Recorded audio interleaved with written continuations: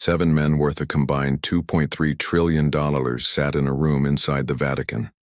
And the one man in the room who owned nothing, not a car, not a house, not a single stock, made every single one of them go silent. What Pope Leo XIV said to them that evening would leak within hours, and when it did, the world would never look at these billionaires the same way again. The date was June 25, 2026, a Wednesday. Rome was sweltering under 38 degrees of dry heat. Tourists packed St. Peter's Square, fanning themselves with brochures, unaware that just 300 m behind the basilica walls, something extraordinary was about to happen. Pope Leo XIV, born Robert Francis Prevost in Chicago, the first American pope in history, had spent the last 13 months doing what no modern pope had ever done. He called out billionaires by name. He questioned the morality of trillion-dollar fortunes. He published an entire encyclical called Magnifica Humanitas, warning that artificial intelligence could strip humanity of its dignity. And now, just one day before his extraordinary consisti with the College of Cardinals, he had arranged something his own advisors called reckless. Before we go on, if this story grabs you, hit the like button, subscribe, and comment where you're watching from. Your support keeps these stories alive. A private gathering, not a press conference, not a Vatican audience.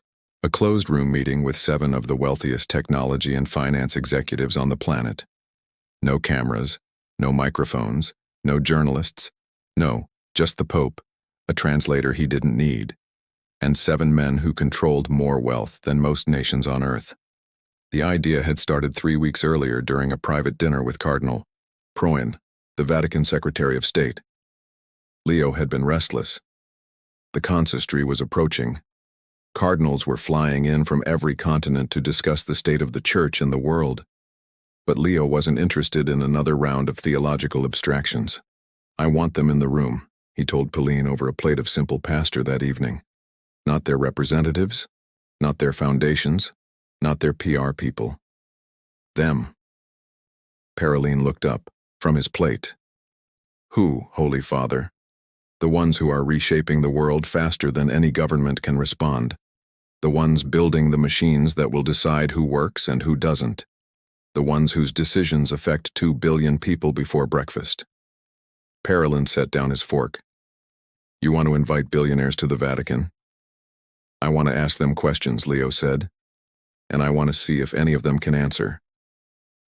Paroline had spent decades in Vatican diplomacy. He had navigated the most complex geopolitical crises of the century. He had brokered conversations between governments that refused to acknowledge each other's existence. But even he paused at this. "Holy Father, these are not politicians. They don't respond to moral pressure the way heads of state do.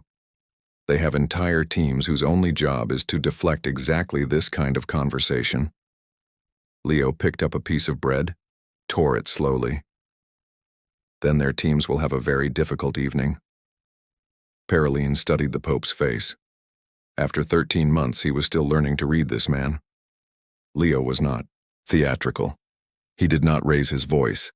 He did not make grand gestures. His power came from something else entirely, a stillness that made other people feel exposed, as if in his silence he could see things they preferred to keep hidden. The Vatican had hosted business leaders before. Pope Francis had met with tech executives. Benedict had received industrialists, but those meetings had been ceremonial, photo opportunities wrapped in polite theology. This was different. Leo wasn't inviting these men for a blessing, he was inviting them for a confrontation, and he wanted it to happen before the consistory, not after. He wanted to walk into that hall of cardinals with the weight of that conversation still fresh.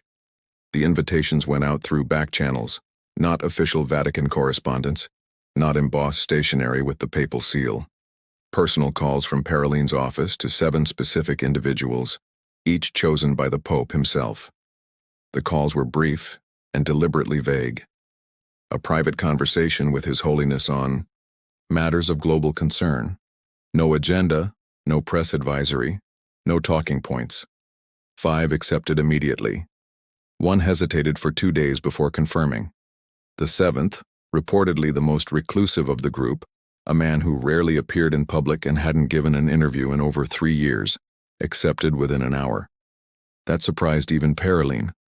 Their names would not be officially confirmed by the Vatican, but within hours of the meeting, multiple international outlets would identify them based on private jet tracking data and eyewitness reports from Fiumicino Airport. 4 of them were American, 1 was Chinese, 1 was Indian, 1 was French. All 7 ran companies whose combined revenue exceeded the gross domestic product of 140 countries. All 7 had something else in common. Their companies were leading the global race to replace human workers with artificial intelligence. What happened next would set off a firestorm. The meeting was scheduled for 6 in the evening. The location, a reception hall adjacent to the Apostolic Palace, a room, typically used for small diplomatic gatherings. No thrones, no gold. Leo had specifically requested a plain wooden table with 8 chairs, water, bread, and olive oil. Nothing else. The first executive arrived at 5:45. He was the CEO of one of the largest artificial intelligence companies in the world. A man who had publicly stated just 2 months earlier that within 5 years AI would be capable of performing 90% of all white-collar jobs. He walked in wearing a tailored navy suit and looked around the room. His expression shifted. He had expected grandeur. He found simplicity. By 6:05, all 7 were seated. Some knew each other. Some were rivals. One pair hadn't spoken in 3 years due to a patent dispute worth $9 billion. But here they were, sitting side by side, waiting for a 70-year-old pope from Chicago's South Side. 2 of them had checked their phones obsessively since sitting down. One had tried to make small talk about the architecture. Another stared at the bread on the table as if trying to decode its meaning. The mood was not hostile. It was something harder to manage. Uncertainty. These were men who spent their lives surrounded by data, projections, and predictive models. They walked into every room knowing the outcome before the conversation began. But this room had no data, no projections, no model for what was about to happen. Leo entered at 6:10. He wore his white cassock, no additional vestments, no ring other than the ring of the fisherman. He walked slowly, not from weakness but from deliberation, every step measured. He greeted each man with a handshake, firm, brief. He looked each one directly in the eyes, not a glance, a look, the kind that lingers half a second longer than comfort allows. One attendee later said that the handshake alone told him everything about the Pope's intention. There was no warmth in it. There was no coldness either. It was the handshake of a man who wanted you to know this is not a social visit. Then he sat down, and what he said in the next 90 minutes would be reconstructed from the accounts of 3 of the 7 attendees who spoke anonymously to journalists in the days that followed. Leo didn't start with a prayer. He didn't start with pleasantries. He started with a number 600-1. He said the room was quiet. That is the current ratio between what the average CEO of a major American corporation earns and what the average worker in that same corporation takes home. 600-1. 60 years ago, it was 6-1. He paused. Let it sit. I did not bring you here to lecture you. I brought you here because I believe you are intelligent men.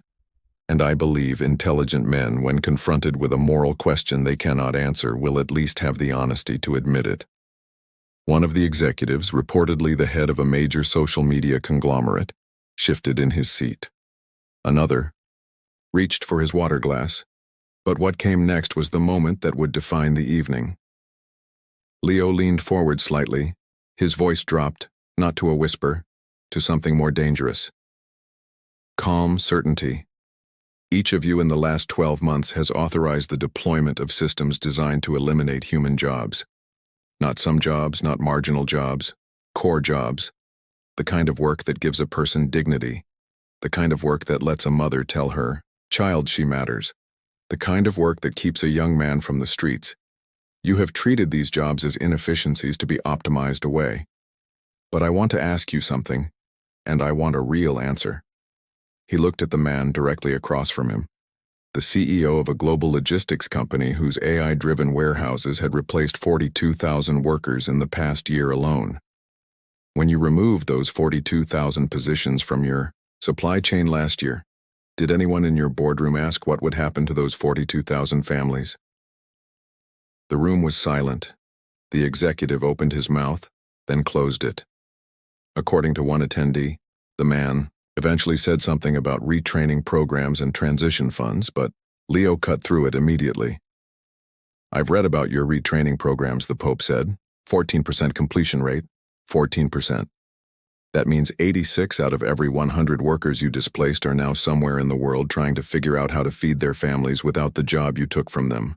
And your stock price went up 11% the same quarter. 11% for your shareholders, 0% for their children. Nobody spoke. And here's where the evening took a turn that none of them expected. Leo stood up. He walked to the window. The sun was going down over Rome, casting long amber light across the ancient rooftops. He stood there for a moment, his back to the most powerful businessman alive.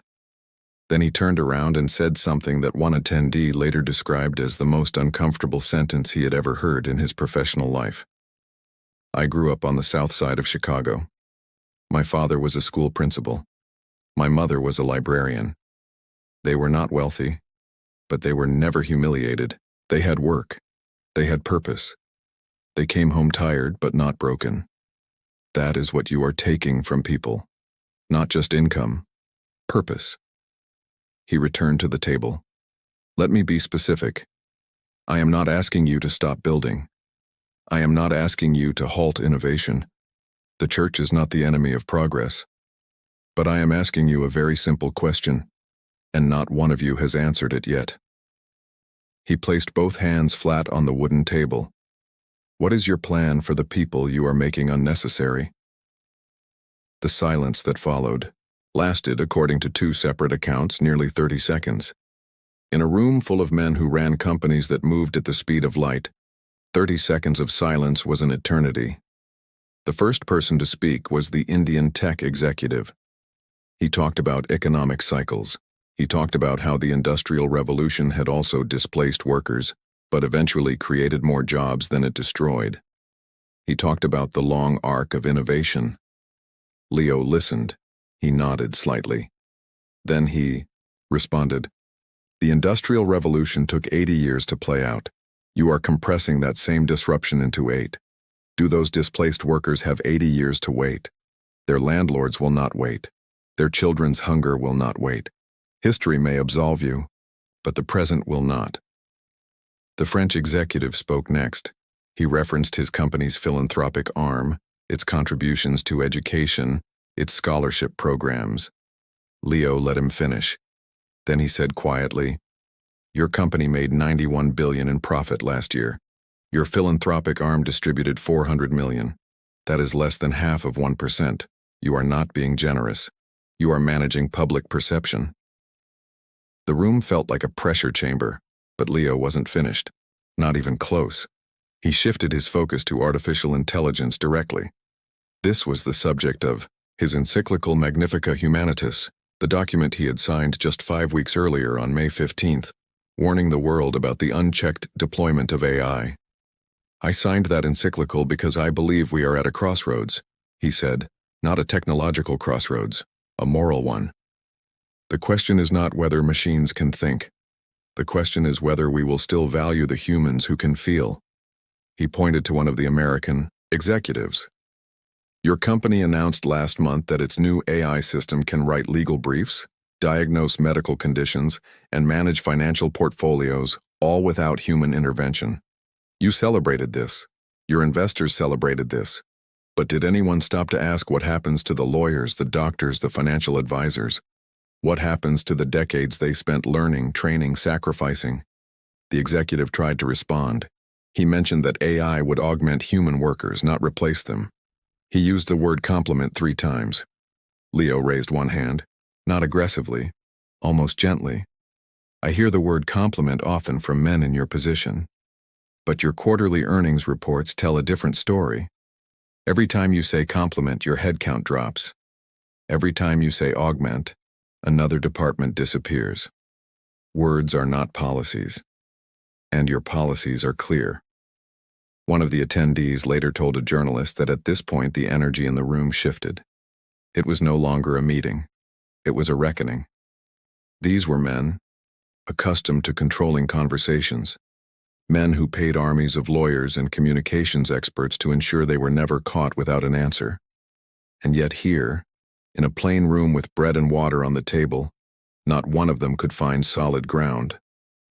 And then Leo did something unexpected. He softened. "I want you to understand something," he said. "I did not invite you here as enemies. I invited you because you have more power to change this situation than almost anyone on earth. Single decision from any one of you affects more lives than most legislation. That is not an exaggeration. It is a mathematical fact." He looked around the table, making eye contact with each man. "You have built extraordinary things. I acknowledge that, but building is not enough. You must also ask what you are building upon. If the foundation is human suffering, if the bricks are made from the crushed opportunities of ordinary people, then what you have built will not stand. Not because God will tear it down, but because the people will." The Chinese executive spoke for the first time through the translator who was present but rarely used, since most of the conversation was in English. He asked the Pope a direct question. "What would you have us do specifically?" Leo's answer was immediate, no hesitation, as if he had been waiting for exactly this question. "3 things. First, before any of you deploy a system that eliminates more than 5,000 jobs, you conduct a full human impact assessment, not a market analysis, a human one. Where do those workers go? What happens to their communities? What is the ripple effect on local economies? And you publish that assessment publicly before the deployment, not after." The executives exchanged glances. "Second, you commit to reinvesting at least 5% of the savings generated by automation directly into the communities most affected. Not through your foundations, not through tax-deductible charitable structures, directly into job creation, into education, into the kinds of work that machines cannot do. Care for the elderly, support for children, rebuilding of local infrastructure." He held up a third finger. "And third, you stop lying. Stop telling the world that AI will create more jobs than it destroys when your own internal projections say the opposite. I have spoken with economists, with labor experts, with your own former employees.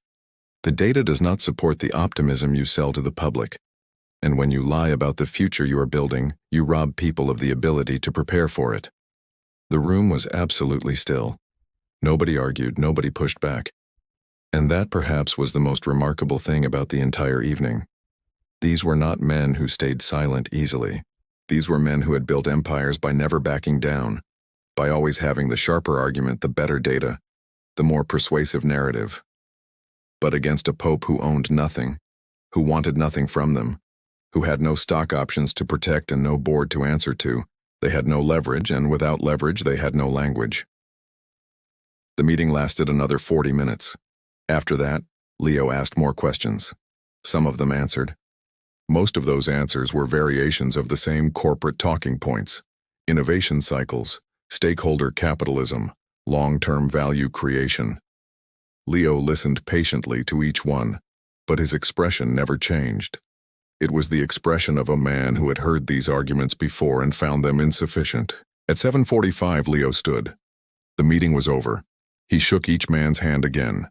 Same firmness, same eye contact. But as the last executive reached the door, Leo said one final thing. "Gentlemen, the world is watching what you build, but God is watching why you build it." The executive stopped, turned, looked at the Pope, then walked out without a word. By midnight, the first reports began to surface. A tech journalist in San Francisco posted that multiple private jets belonging to major tech CEOs had been tracked landing at Fumino Airport that afternoon. By morning, a Vatican insider confirmed to an Italian newspaper that the meeting had taken place.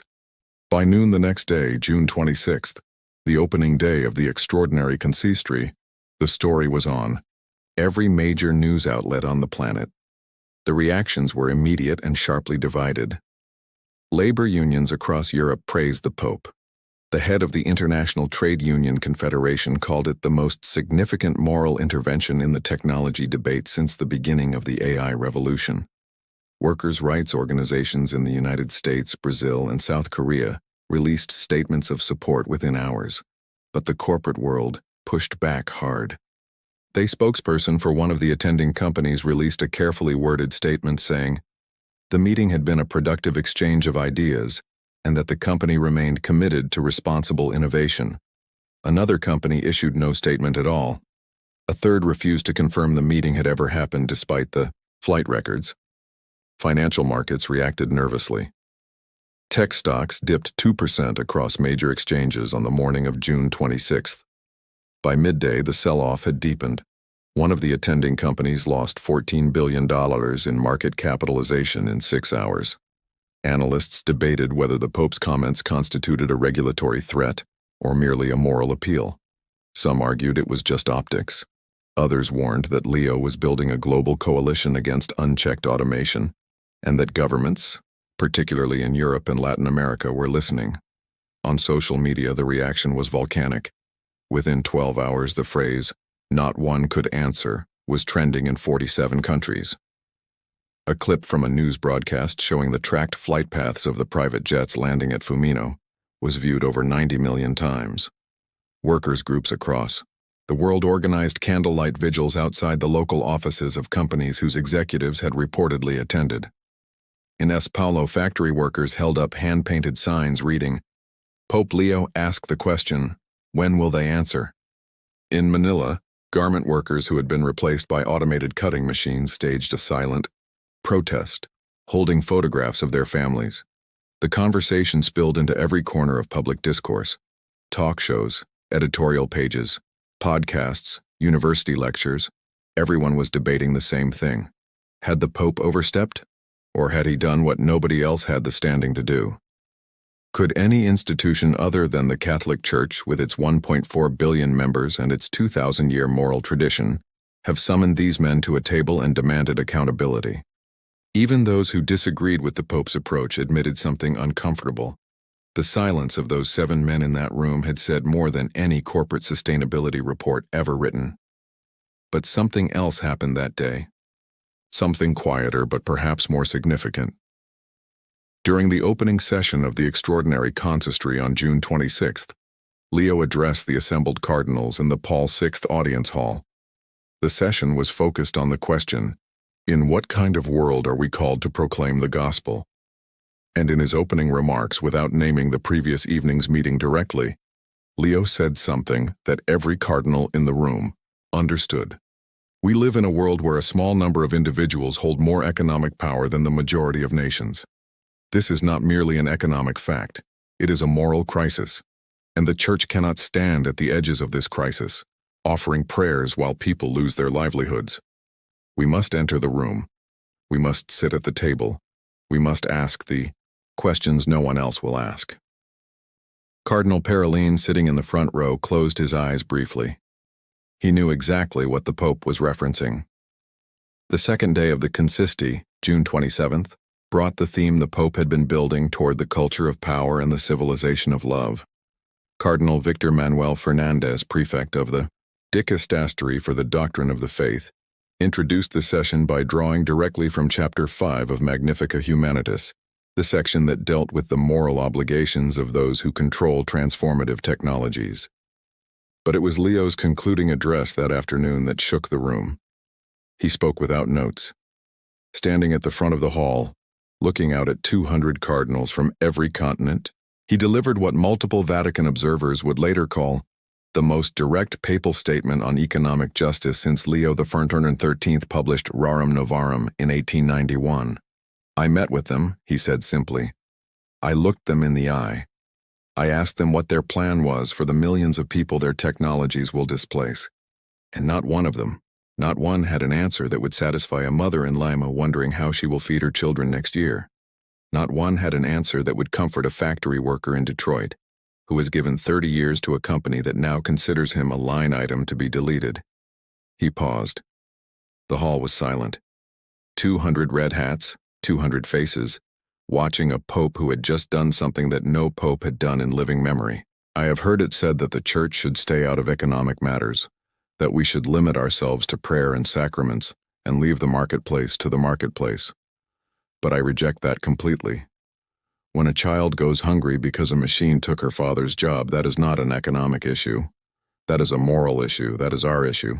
His voice remained steady, never rising, never falling into anger, but the weight of every word filled the room like something physical. This is not progress.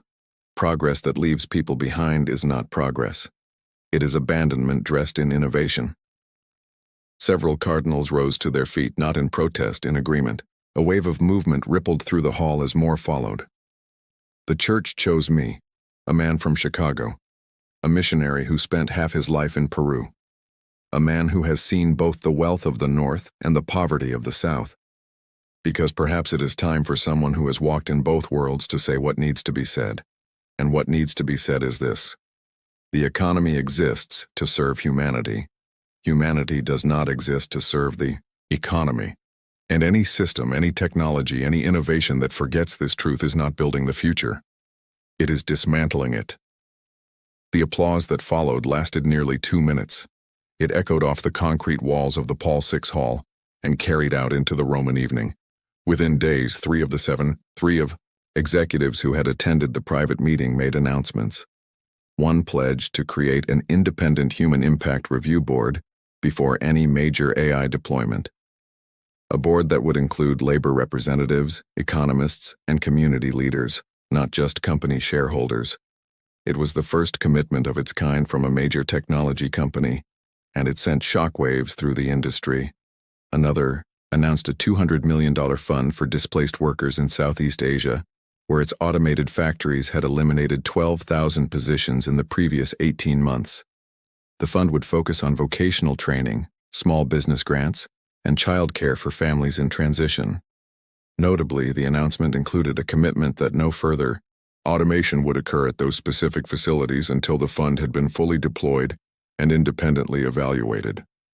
The third, and most surprisingly, the Chinese executive publicly stated that his company would delay the rollout of a fully autonomous customer service platform by 18 months to study its effects on employment in developing markets.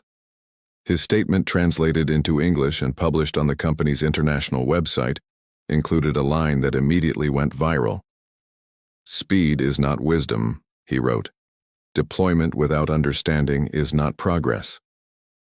Critics pointed out that the Chinese executive's delay coincided with regulatory scrutiny his company was already facing in 3 countries. Skeptics noted that the $200 million fund represented less than 1 day's profit for the company that pledged it. And cynics argued that the review board would be toothless, a consultative body with no veto power. Were these genuine changes of heart, or were they calculated damage, controlled by companies that had just been publicly shamed by the most visible moral authority on earth? The answer probably lay somewhere in between, but the effect was undeniable. Something had shifted, not in the boardrooms, not yet, but in the conversation itself. For the first time, the world's most powerful technology companies had been forced to respond to a moral argument, not a market one. They had been asked not whether automation was profitable, but whether it was just, and the fact that they had responded at all, even imperfectly, even self-servingly, meant that the question could no longer be ignored. Leo had done what regulators, politicians, and protesters had failed to do for years. He had made the richest men on earth sit in silence. He had asked them questions they could not answer. And he had done it not with power, not with threats, not with legislation, but with moral clarity so sharp it cut through every corporate defense they had spent billions constructing. On the evening of June 27th, after the consistory closed with the singing of the Te Deum and a dinner in the Paul VI Hall, Leo returned to his apartments in the Apostolic Palace. His Augustinian brothers, the small community he lived with, were waiting. One of them asked how he felt. Leo sat down heavily. He was tired. 13 months as Pope had aged him visibly. The African trip in April, 11 days across 4 countries with masses drawing over 100,000 people. The Spain visit in early June, where he had walked the streets of Madrid and spoken to young people about hope and responsibility. The encyclical, the endless audiences, and now this, a direct confrontation with the economic architects of the modern world. The weight of it was not just physical. It was the weight of knowing that words, no matter how precise, no matter how morally sharp, might not be enough. He had seen it in their faces during the meeting, the polite nods, the careful non-answers. These were men who had survived congressional hearings, regulatory, investigations, and hostile shareholder meetings. They knew how to absorb pressure without letting it change them. But Leo also knew something they didn't. He knew that moral arguments work differently from legal or financial ones. A legal argument can be countered by another lawyer. A financial argument can be neutralized by better numbers. But a moral argument, no, the right moral argument delivered by the right person at the right moment plants itself in the conscience. And once it's there, it doesn't leave. It grows. "Did it work?" his brother asked. Leo looked at him. A slight smile crossed his face. The same face that had grown up on Chicago's South Side, that had celebrated Mass in the Peruvian heat, that had sat across from cardinals and presidents and now billionaires. "That depends," he said, "on what we mean by work. Did I change their minds? Probably not today. Did I make them uncomfortable? Absolutely. And sometimes discomfort is how change begins. You plant a seed of doubt in a man who has never doubted himself. And you have done something more powerful than any regulation." He stood, walked to the window, and looked out at St. Peter's Dome, lit gold against the night sky. The same dome that had watched over popes for centuries. Popes who had faced emperors and kings and dictators. And now in the 21st century, a different kind of power had emerged. Not the power of armies or territories, the power of algorithms and capital. And this pope, this missionary from the South Side, had walked straight into it. "They'll forget the words," he said quietly, "but they won't forget the silence, their own silence." When they had every resource on earth at their disposal and still could not answer one simple question. "What is your plan for the people?" He turned from the window. That silence will follow them. And one day, maybe not tomorrow, maybe not next year. But one day it will become loud enough that they will have to answer because the world will demand it. And when it does, they won't be able to say they weren't warned. The next morning, June 28th, Leo celebrated a private mass. He prayed for the workers. He prayed for the executives. He prayed for a world trying to find its way through the most rapid technological transformation in human history. And somewhere in a private jet crossing the Atlantic at 40,000 FT, one of those 7 billionaires sat alone, staring out the window at the clouds below. His phone was filled with messages from board members, lawyers, and PR teams. But he didn't touch it. He was thinking about a wooden table with bread and water, about a pope who owned nothing, and about a question he still couldn't answer. The world was changing. The machines were coming. The money was flowing upward faster than ever before in human history. But in a small room inside the Vatican on a hot Wednesday evening in June, one man had reminded the most powerful people on earth of something they had been trying very hard to forget. That all of it, every algorithm, every billion, every innovation means nothing if it costs us our humanity. And not one of them could argue otherwise. If this story moved you, take a second to subscribe to this channel, leave a comment about what you think the future holds, and share this video with someone who needs to hear it. Every like, every comment, every share helps us keep telling the stories that matter. Thank you for watching until the